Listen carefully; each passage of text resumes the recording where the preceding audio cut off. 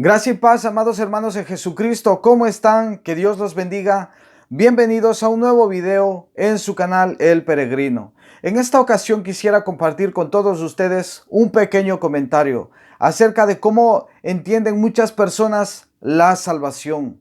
Y como vimos, y este capítulo va a ir enlazado al video anterior, donde hablamos de a manera de introducción, hablamos de que la salvación es solo por fe y no por obras, ¿verdad? Vimos la historia de Martín Lutero, cómo esta persona era atormentada, cómo esta persona quería ganarse el favor de Dios, ¿verdad? Por medio de castigar su cuerpo, de intensos ayunos, por medio de dormir a la intemperie, por medio incluso de hacerse monje. Este hombre quería ganarse el favor de Dios. Pero todo esto es opuesto a lo que está revelado en las Escrituras. El hombre no puede ganarse el favor de Dios. La obra de salvación es un regalo de Dios que solamente se puede recibir por medio de la fe. Y incluso esta fe para salvación, dice el apóstol Pablo, que es un don de Dios. Esta palabra don en la Biblia significa regalo de Dios. La fe para salvación es un regalo de Dios. Entonces, no hay jactancia, ¿verdad? Nadie puede llegar al cielo un día y decir, bueno, Señor, pues estoy aquí porque yo creí. No, no tiene el hombre parte alguna en esto. Cuando nosotros estemos, los creyentes, en el reino de los cielos, cuando nosotros tengamos entrada al paraíso, ¿verdad? Nosotros lo único que podremos decir es, solo a ti, Dios mío, sea la gloria. Estoy aquí por tu pura gracia, ¿verdad? Aun si nos mantenemos fieles, aun si nos mantenemos apartados del pecado, toda la gloria es de nuestro Dios, quien nos preserva, quien nos ayuda, quien nos sustenta, quien nos ayuda a seguir adelante. Toda la gloria es de Él. Entonces, entendiendo esto, a manera de introducción, quisiera compartir el comentario en esta ocasión. Y quisiera ponerle un título a este comentario y va a llamarse la salvación mal entendida. La salvación mal entendida. Si le preguntamos a la gente que camina por las calles, sobre todo en nuestro contexto de vivir en países religiosos, la mayoría, es decir, en países que dicen creer en Dios, le preguntamos a la gente si piensan ir al cielo. Y con mucha probabilidad responden algo como esto: yo creo que sí, creo que iré al cielo, dicen, porque nunca he hecho nada tan malo como para ir al infierno. Yo no he matado a nadie, nunca he robado, nunca le he sido fiel a mi esposa. Es posible que haya dicho algunas mentiras, pero realmente, ¿quién nunca las ha dicho? Dicen ellos. He escuchado palabras similares en innumerables ocasiones, dice el escritor, y creo que todos y cada uno de nosotros, si somos sinceros, nos hemos encontrado, ¿verdad?, en la misma situación, de que las personas se catalogan mejores unas que otras en base a lo que hacen. Muy bien, y continúa diciendo el comentario. Otros han agregado, no soy tan santo, no soy el más santo de todos, pero tampoco soy el peor. De manera que espero que Dios pueda tomar eso en cuenta.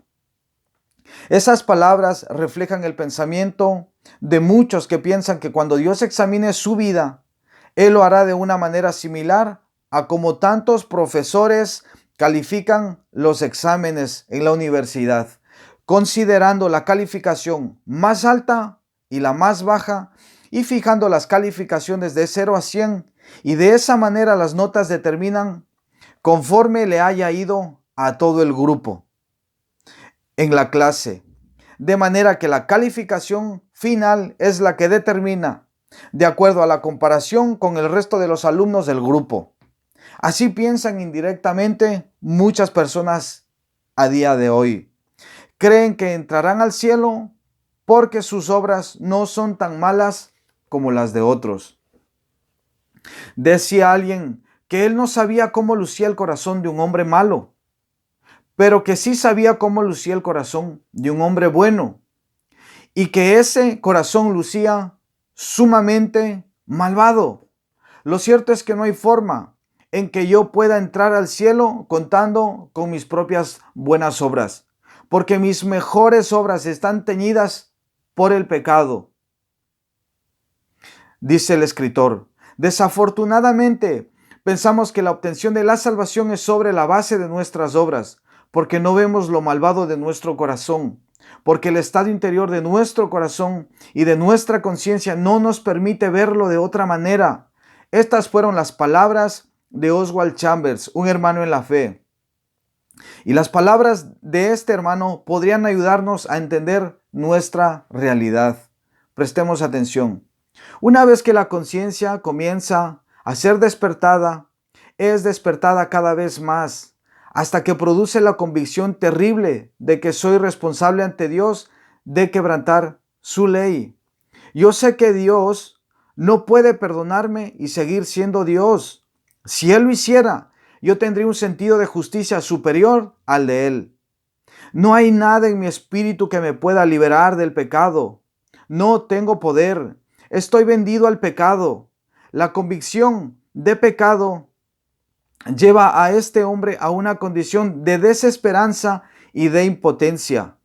Y hasta que llegue allí, la cruz de Cristo no tiene sentido para él. Es por la misericordia de Dios que un hombre no tiene convicción de pecado hasta que nace de nuevo. Somos convencidos de pecado para poder nacer de nuevo. Entonces el Espíritu Santo que mora en nosotros nos convence de pecado, de justicia y de juicio. Si Dios nos diera convicción de pecado, separado del conocimiento de su redención, entonces nos volveríamos todos locos, dice el escritor. Chambers explica que el Espíritu de Dios da convicción de pecado al incrédulo para llevarlo al verdadero arrepentimiento y al verdadero perdón, para hacerlo nacer de nuevo. En ese instante, dice Chambers, el Espíritu de Dios viene a morar en el interior de la persona. Y ahora que es salvo, el Espíritu Santo continúa produciendo convicción de pecado durante el proceso que se llama santificación. Pero ya con la esperanza de su salvación, si sintiéramos la convicción de lo que realmente es el pecado para Dios, no existen palabras para describir el peso de lo que sentiríamos. La cruz de Cristo, su dolor físico, emocional y espiritual nos ayuda a entender lo horrible que fue y es el pecado para nuestro Dios. Si viéramos nuestro pecado separados de la cruz, nos volveríamos locos y el suicidio sería la única manera lógica y la única manera de escape. Más aún, si Dios nos revela el pecado por lo que es, y en ese momento no nos lleva al arrepentimiento y muestra su justicia perfecta, perderíamos la razón bajo el peso de condenación y sin esperanza de salvación. La cruz de Cristo es la única solución. Cuando Dios nos dio su ley, lo hizo no pensando que podíamos cumplirla, sino para mostrarnos la maldad de nuestro corazón, la imposibilidad de llenar su ley y la necesidad de un Salvador. La ley tenía, en cierta manera, la función de amedrentar al ver que no se podía cumplir, dejándonos ver la única alternativa. Y esta alternativa era salir corriendo en busca de un Redentor, en busca de un Salvador, en busca de un sustituto, de alguien que pagara por todos nuestros pecados, por todas nuestras desobediencias, cuyo nombre de este Salvador, de este Redentor, de este Libertador no es otro sino el de Jesús, Cristo. Dicen las Escrituras que no hay otro nombre bajo el cielo dado a los hombres en que puedan ser salvos. Jesucristo es el único nombre bajo el cielo dado a los hombres para ser salvo. Jesucristo dijo a sus discípulos y a todos los que creían en Él: yo soy el camino, yo soy la verdad y yo soy la vida. Nadie, dijo Jesús, absolutamente nadie vendrá al Padre si no es a través de mí.